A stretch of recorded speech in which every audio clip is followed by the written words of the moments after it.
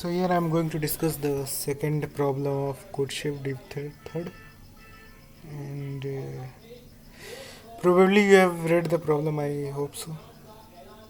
So I will basically describe the some test cases. So what?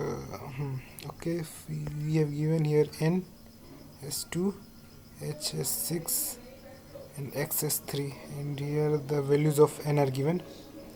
So what basically you have to analyze that in such a way that when x, how much element of n you have to add in x that it should be equal to 6. Okay, let's consider the third test cases.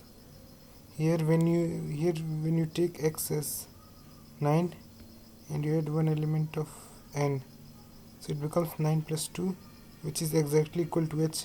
Therefore your answer is yes. If you have any doubt in any of the problems, you can surely comment. I can look over your codes. Thank you.